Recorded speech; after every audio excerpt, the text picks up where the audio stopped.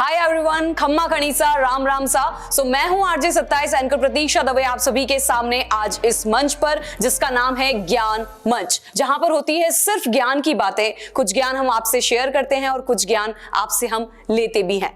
पिछली बार हमने बात की थी कि एंकरिंग फील्ड क्या है और कैसे आप इस फील्ड में जा सकते हैं, कैसे इस फील्ड से आप अर्निंग कर सकते हैं।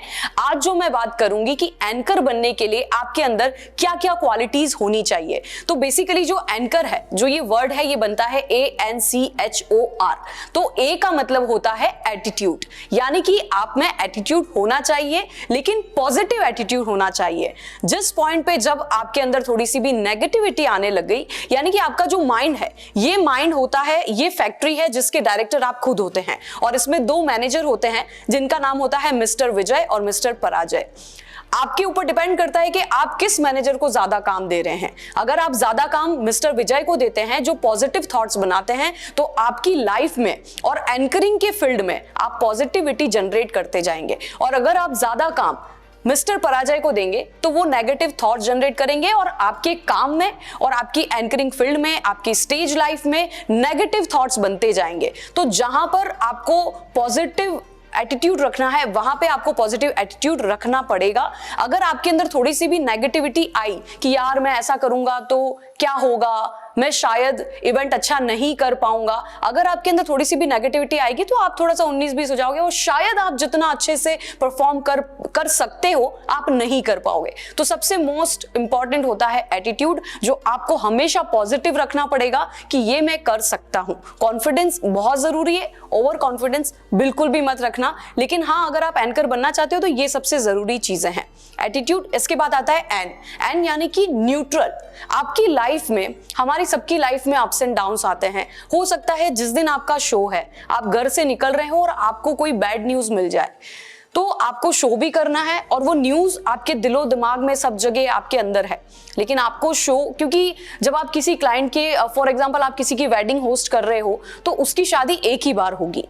तो आप ऐसा नहीं कर सकते कि आपकी लाइफ में कुछ बैड मोमेंट हुआ है जिसकी वजह से आप स्टेज पर इफेक्ट आने लग जाए और आप शो अच्छा नहीं कर पाओ। क्योंकि आपने अगर शो अच्छा नहीं किया, आप कहीं ना कहीं सैड हो, आपके दिमाग में वो चीजें हैं, टेंशन है, स्ट्रेस है, तो वो सब करके आप इवेंट में थोड़ा सा आपका परफॉर्मेंस पे इफेक्ट आएगा। तो आपकी लाइफ में जितने भी स्ट्रेस होता है, जितनी टेंशन होती है, उन सारी चीजों को आपको स्टेज से नीचे रख के और फिर स्टेज पे आना होता है। तो ऐसा कहते हैं और मैंने सुना भी है कि रियल लाइफ और रील लाइफ बहुत अलग होती है। तो उसी तरीके से एक एंकर की स्टेज लाइफ बहुत अलग होती है। स्टेज पे जो एंकर होता है, मतलब मैं अगर सिर्फ मेरी बात करूं तो मैं स्टेज पे जो पर्सनालिटी हूं वो बहुत अलग हूं, और स्टेज से नीचे की तरफ मैं बहुत अलग हूं। तो स्टेज में मैं बहुत बेबाक बातें करती हूं और स्टेज से नीचे की तरफ थोड़ा सा रिजर्व नेचर है मेरा, थोड़ा सा मुझे खुलने में थोड़ा सा टाइम लगता है। तो दूसरी चीज जो आती है न्यूट्रल, कि आपको लाइफ में एंकरिंग फील्ड में हमेशा आपको न्यूट्रल रहना बहुत जरूरी होता है। सेकंड जो आता है ANC यानी कि क्रिएटिविटी।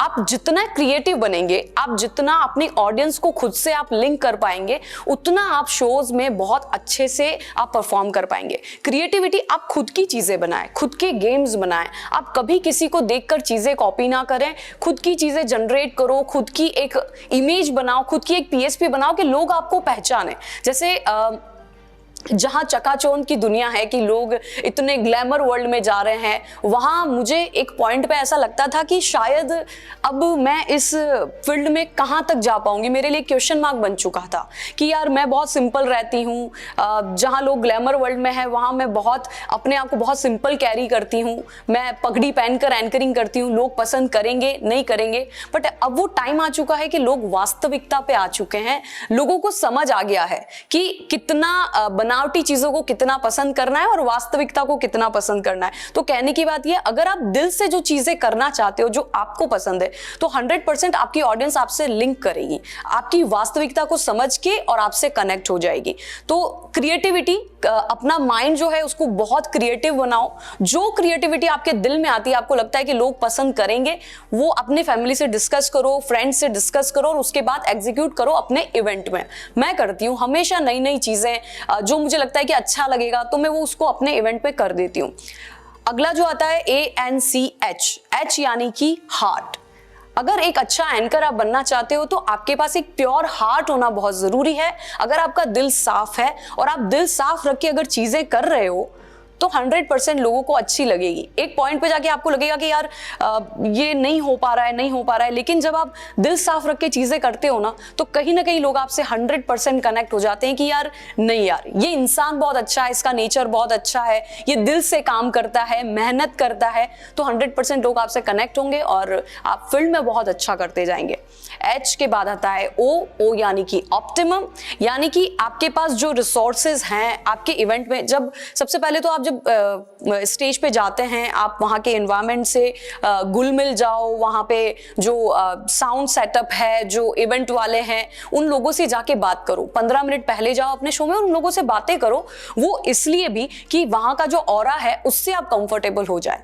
जैसे आप कभी स्टेज पे जाते हो, स्टार्टिंग में तो पूरा खाली होता है गार्डन, वहाँ पर कोई नहीं होता, पर मेरी एक आदत है, जब मैं जाती हूँ और मुझे खाली माहौल मिलता है तो वहाँ के जितने भी सोफा, फैंस, डेकोरेशन, ये सारी चीज़ों से मैं बातें करती हूँ। मतलब मैं उन चीज़ों को इतना गौर से देखती हूँ कि हाँ, ये वो मेरी फैमिली है जिसके सामने मुझे परफॉर्म करना है। उसके बाद में अगर गेस्ट आ भी जाते हैं तो वो मेरे लिए एक्स्ट्रा फैमिली होती है, तो मैं ऑलरेडी वहाँ की फैमिली से फैमिलियर हो चुकी होती हूँ। मुझे पता है कि मुझे कहाँ से पब्लिक में जाना है, कहाँ से भागकर वापस आना है, वो सारी चीज़ें मैं अपनी एक बार में कवर कर लेती हूँ। तो ये वहाँ के रिसोर्सेज को किस तरीके से ऑप्टिमम यूज करना है, ये आपको बहुत अच्छे से ट्रिकी वे में पता होना चाहिए कि स्टेज को कैसे कवर करना है, ऑडियंस को कैसे कवर करना है। क्योंकि मैं वो एंकर हूँ जो एक जगह टिक के कभी काम नहीं करती, तो मैं अपने शोज में पूरा सब जगह ऐसे, अपने मेवाड़ी में कहते फिरकनी की तरह मैं घूमती रहती हूँ सब जगह, तो मैं वो चीजें पहले से देख लेती हूँ। उसके बाद आता है आर, जो सबसे फॉरमोस्ट इंपॉर्टेंट है, रियलिटी।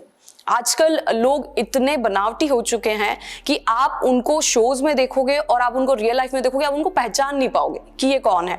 तो अगर आपको लोग पहचान ही नहीं रहे हैं, आप लोगों में ही नहीं जा सक रहे हैं इस डर से कि मुझे लोग पहचानेंगे नहीं, क्योंकि मैं स्टेज पे बहुत अलग होता हूं, मैं जो पोस्ट करता हूं वो मैं बहुत अलग होता हूं या होती हूं, तो आप लोगों से कैसे कनेक्ट करोगे? ये this is total PR networking. आप अगर पब्लिक में जा रहे हो, लोग आपको वहां पहचान रहे हैं, तो ये आपकी सबसे बड़ी कमाई है। आप पब्लिक में जा रहे हो, अगर आपको सबसे मतलब नॉर्मल जो लोग हैं आपकी नॉर्मल जिंदगी के, अगर वो आपको पहचान रहे, तो ये आपकी सबसे बड़ी कमाई है। और लोग आपको इंस्टाग्राम पे देख रहे हैं, फेसबुक पे देख रहे हैं और लाइव में देख के आपको पहचान नहीं रहे, तो आप सोचो ना कि आप लोगों से कैसे कनेक्ट करोगे? आप रियल ही नहीं हो। तो रियलिटी होनी बहुत जरूरी है, फेकनेस नहीं होनी चाहिए लाइफ में। कि आजकल बहुत लोगों को मैंने देखा है कि वो बहुत ज्यादा फेक बन गए हैं, चीजें 0.2 पे होती है और वो बताते हैं 200 पे। तो वो आजकल लोग इतने समझदार हो गए हैं ना कि लोगों को पता चलता है कि ये चीजें 0.2 को 200 तक कैसे इंटीग्रेट कर रहे हैं, किस तरीके से आप बनावटी बन रहे हैं, किस तरीके से आप ये एक्सपोजर दिखा रहे हैं। और फिर एक टाइम आता है कि लोग आपको मार्केट में कहने लग जाते हैं कि यार ये तो फेक है बंदा, ये जो बोलता है वो कुछ होता नहीं है। तो ये चीजें कभी भी लाइफ में मत करना। जो मैंने सीखा है अपने बड़े लोगों से, वो मैं आपको बता सकती हूँ और शायद ये आपके काम भी आए, क्योंकि मेरे तो काम आया है, मे बी आपके भी काम आए। Thank you so much.